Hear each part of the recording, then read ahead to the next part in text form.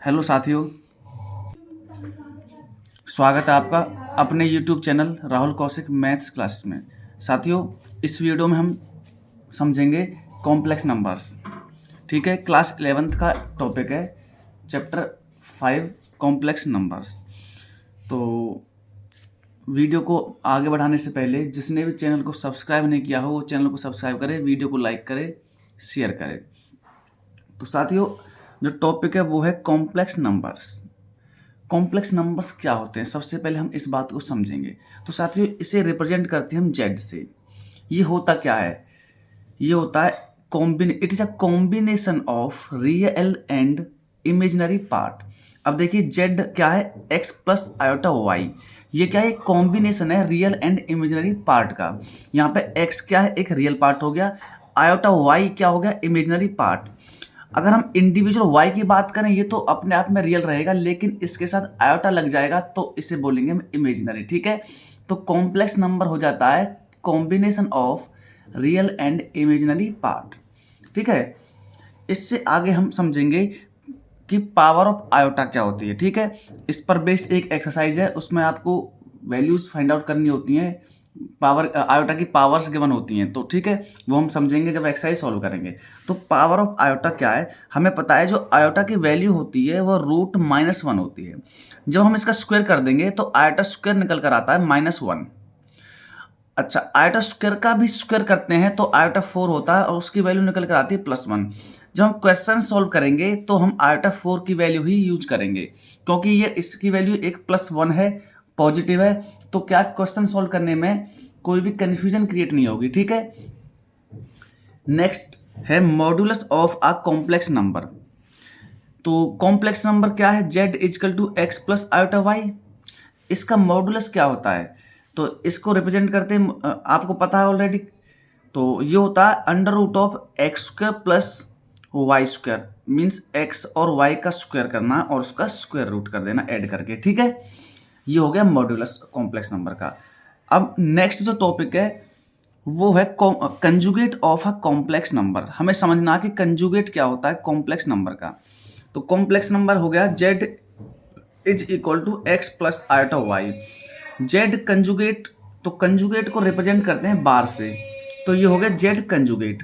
अच्छा, तो जब भी कंजुगेट फाइंड आउट करोगे आप किसी भी कॉम्प्लेक्स नंबर का, तो आपको आयोटा वाली टर्म का साइन चेंज कर देना। जैसे यहाँ पे आपको जो कॉम्प्लेक्स नंबर गिवन है वो है x प्लस आयोटा वाई, तो यहाँ पे जो साइन है आयोटा वाली टर्म का वो प्लस है, तो जब कंजुगेट निकालोगे तो वो माइनस हो जाएगा। सपोज करो आपको ये नेगेटिव गिवन होता, तो जब आप इसका कंजुगेट निकालते तो ये पॉजिटिव हो जाता। और एक प्रॉपर्टी होती है जेड कंजुगेट का भी कंजुगेट क्या होता है? जेड ही होता है। ठीक है,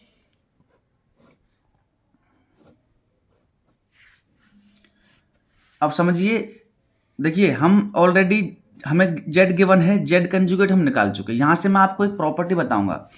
तो अगर हम जेड जेड कंजुगेट निकालते हैं, इसका मतलब क्या? इन दोनों को जब हम मल्टीप्लाई करते हैं तो x plus iota y into x minus iota y, ये बन गया a प्लस बी, और a माइनस बी का फॉर्मूला वो होता है a² माइनस b²। तो x² minus iota square y², iota square की वैल्यू होती है -1। जब वो वैल्यू हम यहाँ पुट करेंगे तो ये निकल कर आता है Z Z conjugate = x² plus y²। अभी मैंने आपको मॉडुलस निकालना सिखाया था, वो होता है मॉड ऑफ जेड होता है √(x² प्लस y²। अगर हम यहाँ स्क्वायरिंग करते हैं तो मॉड ऑफ जेड का स्क्वायर आता है x² प्लस y²। अच्छा, यहाँ पर जब हम अगर ये पुट करते हैं तो जेड जेड कंजुगेट हो जाता है मॉड ऑफ जेड का स्क्वायर। ये इंपॉर्टेंट है, इसे याद रखना। ठीक है, कुछ प्रॉपर्टीज हैं, जैसे कि अगर Z1 एक कॉम्प्लेक्स नंबर है और Z2 भी एक अलग दूसरा कॉम्प्लेक्स नंबर गिवन है, इन दोनों का आपको क्या निकालना है? मॉड्यूलस निकालना है। तो यहाँ पर क्या है, ये दोनों क्या मल्टीप्लाई में, एक तो ये हो गया, आप इन दोनों को मल्टीप्लाई करो, उसके बाद एक कॉम्प्लेक्स नंबर बनेगा, उसका आप मॉड्यूलस निकाल दोगे। ये तरीका हो गया। दूसरा, आप इसे ऐसे भी कर सकते हैं कि सेपरेट सेपरेट दोनों का मॉड्यूलस निकाल सकते हैं। ठीक है, ये तो हो गया प्रोडक्ट रूल। ऐसे ही क्वेश्चन रूल में क्या है? Z1/Z2 का मॉड्यूलस, तो हम सेपरेट Z1 का अलग निकाल सकते हैं, Z2 का अलग निकाल सकते हैं। ये तरीका हो गया, और उसके बाद डिवाइड कर देंगे। और लेकिन क्या है कि Z2 की जो वैल्यू है मॉड ऑफ Z2 0 नहीं होना चाहिए। ठीक है, अगर Z1 Z2 का कंबाइन हम कंजुगेट निकालते हैं तो हम ऐसे भी निकाल सकते हैं कि Z1 का कंजुगेट अलग और Z2 का कंजुगेट अलग, उसके बाद दोनों को मल्टीप्लाई कर दो, ठीक है। Z1 प्लस भी हो सकता है या माइनस भी हो सकता है Z2 का कंप्लीट का क्या कंजुगेट, तो हम Z1 का अलग से कंजुगेट निकालेंगे प्लस या माइनस जो भी है, और Z2 का कंजुगेट अलग निकालेंगे, ठीक है। अगर Z1 अपॉन Z2 का कंप्लीट का आपको कंजुगेट निकालना है तो हम Z1 का कंजुगेट अलग से निकालेंगे और Z2 का कंजुगेट अलग से निकालेंगे, उसके बाद डिवाइड कर देंगे उन्हें। और कंडीशन क्या रहेगी कि Z2 की जो वैल्यू है वो इक्वल टू 0 नहीं होनी चाहिए, ठीक है। मल्टीप्लिकेटिव इनवर्स क्या होता है किसी भी कॉम्प्लेक्स नंबर का, तो आपको एक कॉम्प्लेक्स नंबर गिवन रहेगा और एग्जामिनर आपसे पूछेगा कि find out the multiplicative inverse of this complex number. तो हम क्या निकाल रहे हैं, मल्टीप्लिकेटिव इनवर्स। तो जो आपको कॉम्प्लेक्स नंबर गिवन है उसको लिखना 1 अपॉन, क्या लिखना 1 अपॉन, जैसे कि यहाँ पे हमें ये गिवन था, इसका हमने किया 1 अपॉन जेड की वैल्यू हो गई x प्लस आइटा वाई। उसके बाद मैंने इसे पूरा सॉल्व इसलिए कर दिया कि क्वेश्चन आपको इस प्रकार से ही करना है। हम उसे क्या कर देंगे, रैशनलाइज। हमने इसे क्या किया, रैशनलाइज किया, तो हमें मिला, क्योंकि नीचे x प्लस आइटा वाई है तो इसलिए x माइनस आइटा वाई से मैंने मल्टीप्लाई कर दिया, x माइनस आइटा वाई से डिवाइड किया, तो x माइनस आइटा वाई ऊपर हो गया, नीचे बन गया formula a plus b into a minus b, वो होता है a square minus b square. तो सॉल्व करेंगे तो ये निकल कर आता है x minus iota y upon x square plus y square. अगर यहाँ पे नेगेटिव होता तो पॉजिटिव से मल्टीप्लाई और डिवाइड कर देते, ठीक है। नेक्स्ट जो टॉपिक है वो है argument of a complex number. तो कॉम्प्लेक्स नंबर गिवन है हमें z is equal to x plus iota y. कैसे निकालते हैं, theta is equal to tan inverse y by x. Actual में ये है क्या, ये जो आर्ग्यूमेंट है क्या है, ये एक एंगल है जो बनाया गया है, it is an angle made by a complex number with respect to